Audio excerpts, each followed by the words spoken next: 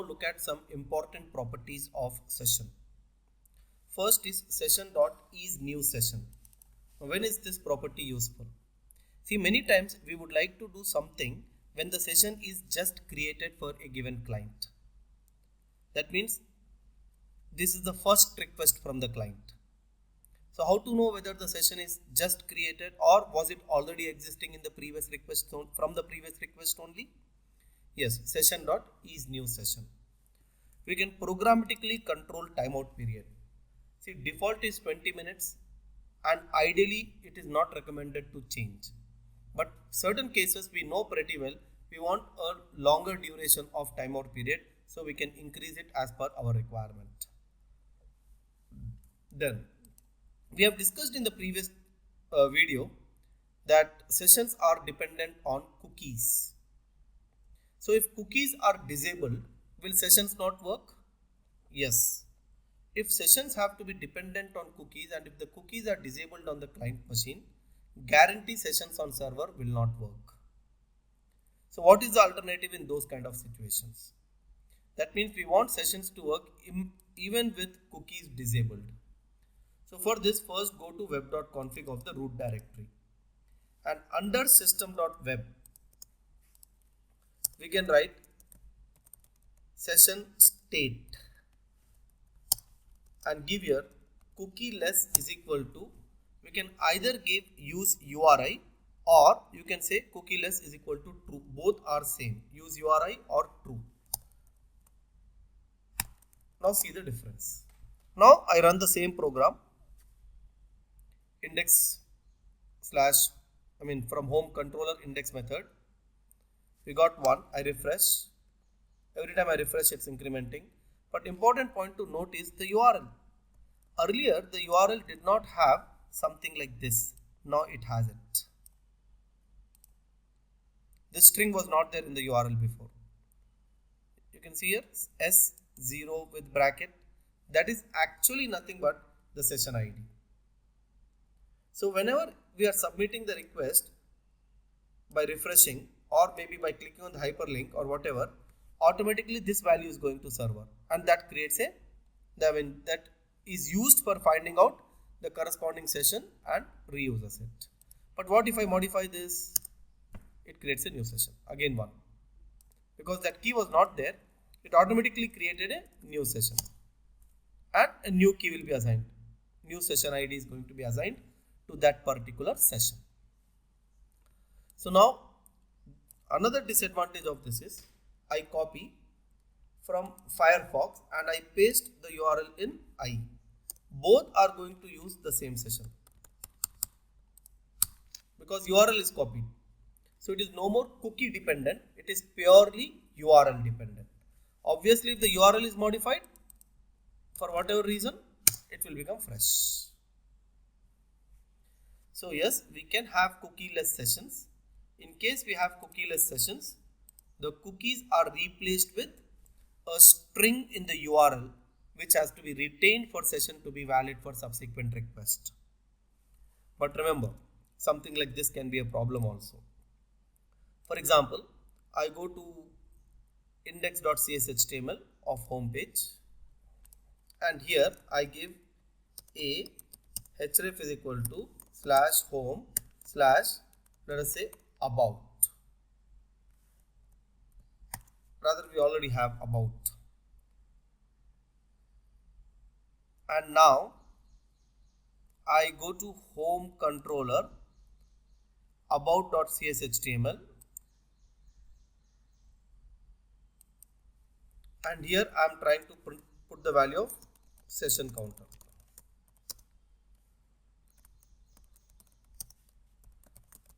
Let's say CNT. Now if I go to index.cshtml, run this, increment, go to about. Now as long as about is secured, okay, let us comment that line. We don't want about to be secured.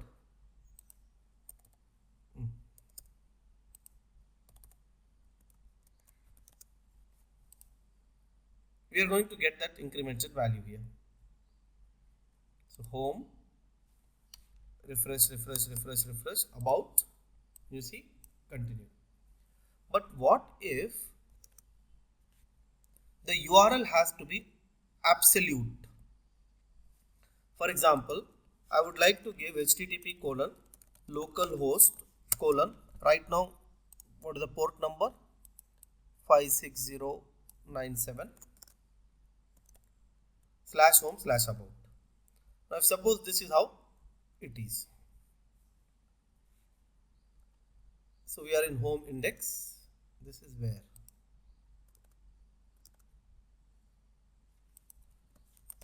about. Keep incrementing. Go from here, you will see 8, rather 7. We did not increment. But go from here, you will see 1, rather not there at all, not even 1. It's a new session which got created now. Why? Because we have used absolute path. So in that absolute path here, actually session ID was supposed to be there and that is not there. So this is the problem.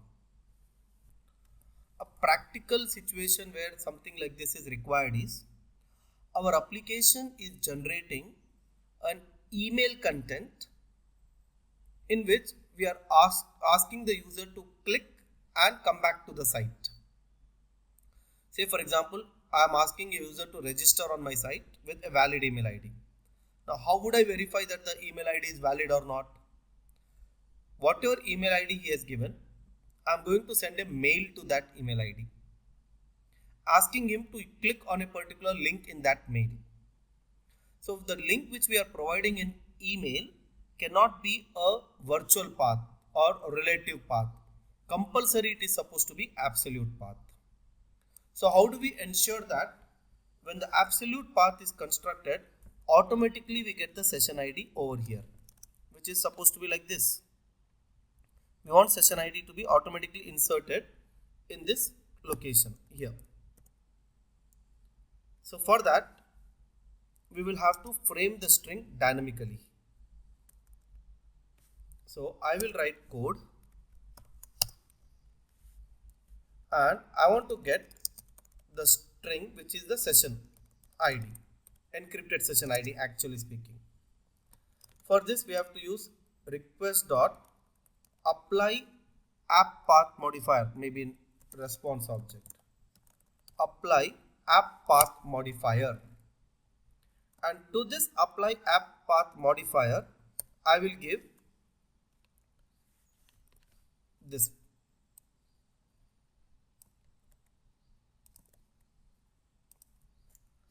And this is going to get me the encrypted value, and that I would like to use in this location. So I'll put here @ session ID and then the rest will continue. So let us see now if this is working first. I increment and go to about. Oh, it's again gone. SB something.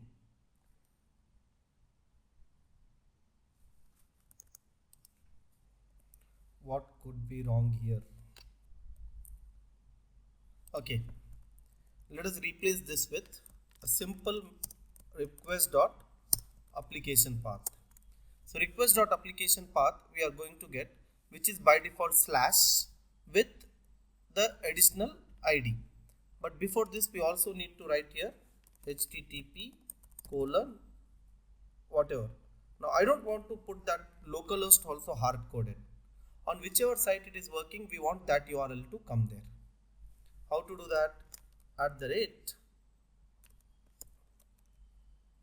request dot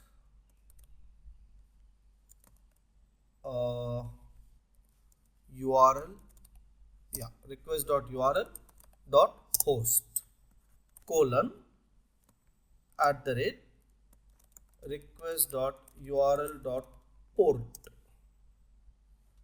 slash whatever we get here, session ID through the application path, and followed by that home/about. Let us run this now. Increment by pressing F5. Click here and we got 7. So this is how you have to frame a URL when it is absolute with the help of request.applyAppPath modifier. Once again repeat, you have to do this specially from your application if you are dynamically composing an email, and through email you are asking again user to enter into the website and continue using the same session. That is important. The user should be able to continue using the same session. It should not end up creating a new session. See, same thing is here. In case you want to frame the URL, you have to do all this.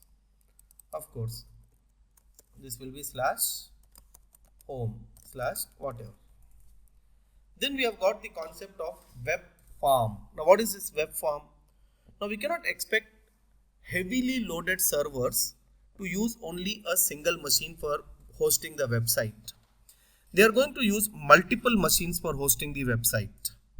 And all these machines are clustered with each other.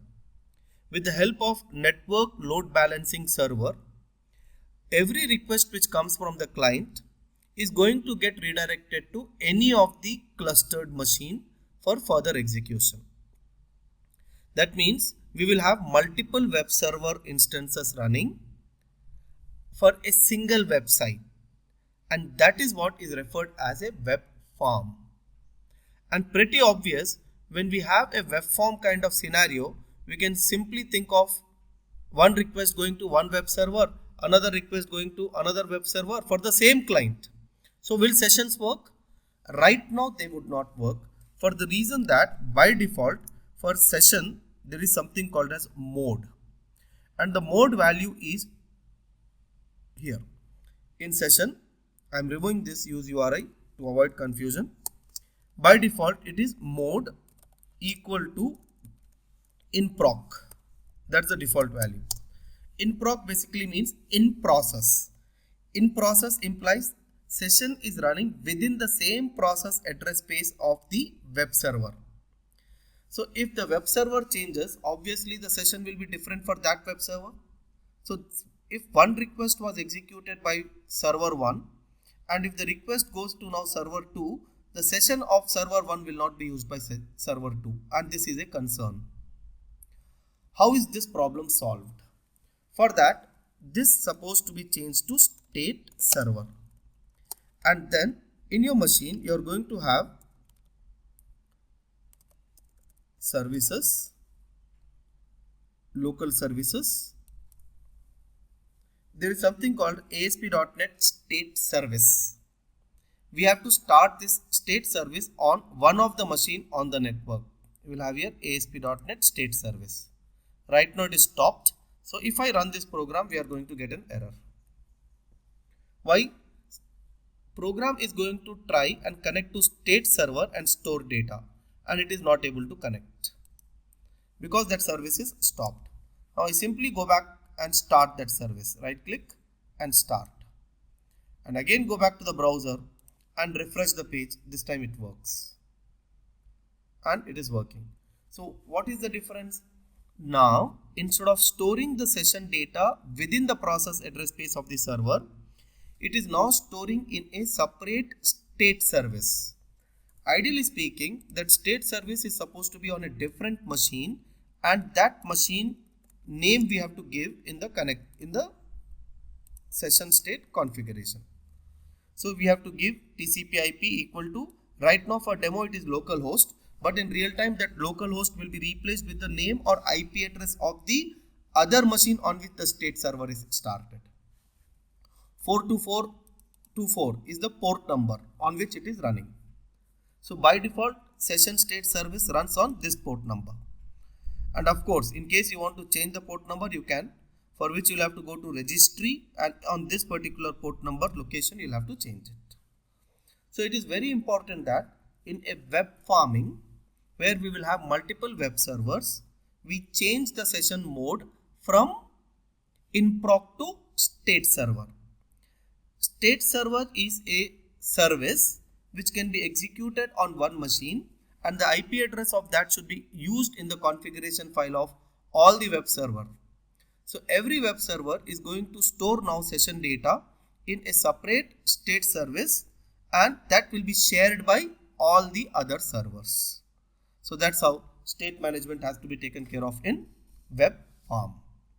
Port number, in case we want to change, we can go here. Sometimes state service can crash. In such case, what will happen? All the session data will be lost. So if you want reliability of session data, in such case you should go for SQL Server. If SQL Server is provided, it implies that in SQL Server we should have a database configured for state to be saved. Of course, you'll have to read from internet the steps required for configuring SQL Server for managing state service, and this will be replaced with state connection string to SQL connection string. That should give us the connection string connecting to SQL Server along with database username and password. So these are all important things which we have covered about sessions. Important properties is new session, timeout, cookieless session, and if you give cookieless session, remember you can give a cookie name. Timeout also can be mentioned through configuration. Through code you can mention, through configuration also you can mention. And then if it is a cookieless session, we will have this ID, and this ID to be taken care of in the URL, which is specially absolute URL. You have to use apply app path modifier. And whenever you have a web form, you have to change the session mode property from inproc, the default, to state server. Now before I close this topic, I also want to highlight upon global.asax. We have got global.asax in project, and here we can have protected void session underscore start, and we can have session underscore end. These are the two methods which are executed whenever a session starts and session ends. On session start, this method will execute. That means upon receiving a request, if a web server does not find a session for that client, it creates a session and it also executes this method. So ideally this can be used for loading some initial data into the session variables, and session underscore end can be used for releasing of resources which probably somebody would have stored in session. So session start and session end are two important methods. Also keep in mind, session start will execute irrespective of the mode, but session end is going to execute only if the mode is equal to inproc. If the mode is equal to either state server or SQL server, session underscore end method will not execute. And when is session underscore end executed? Only when after the timeout period the session is destroyed. That means of 20 minutes later, not immediately. Only then session underscore end will execute. So don't do any kind of debugging of code in session underscore end by putting a breakpoint. It will never execute because we don't know when will that method execute. Session underscore start, yes, you can probably put a breakpoint, and that is going to be hit upon receiving the first request from the client. A very, very important method for loading of session data for a given client. Initialization of session data for a given client. Thank you.